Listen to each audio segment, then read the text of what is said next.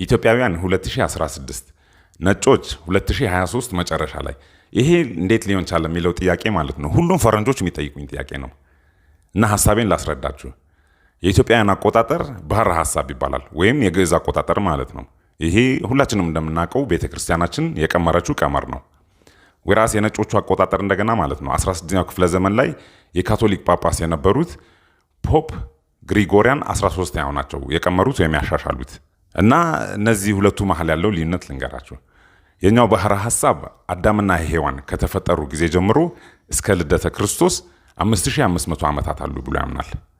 እናም አዳምና ሔዋን ከተፈጠሩ ጀምሮ ኤደን ገነት ውስጥ ለ7 ዓመት ኖረዋል። ከዛ በኋላ ነው የተባረሩት ብሎ ያምናል። ወራስ ግሪጎሪያን ካላንደር እንደገና አዳምና ሔዋን ከኤደን ገነት ከተባረሩ ጊዜ ጀምሮ ማለት ነው እስከ ልደተ ክርስቶስ 5500 ዓመታት አሉ ብሎ ያምናል። እና ቁጥሩን ስታሰሉት ማለት ነው የኛው ባህረ ሐሳብ አዳምና ሔዋን ከተፈጠሩ ጊዜ ጀምሮ እየቆጠረ ስለሆነ ማለት ነው 5500 ዓመታት መቼ የክርስቶስ ልደት ይሆናል? 7ኛው ዓመተ ዓለም በነጮቹ አቆጣጠር ላይ ክርስቶስ ተወልዷል ብሎ ያምናል ማለት ነው።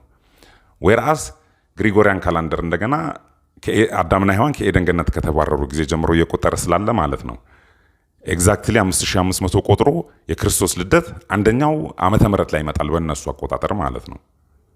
እና ልዩነታቸው ይሄ ነው። እናንተ ይሄ ጥያቄ ብትጠየቁ ምን ብላችሁ ነበር የምትመልሱት? ኮሜንት ላይ ንገሩኝ።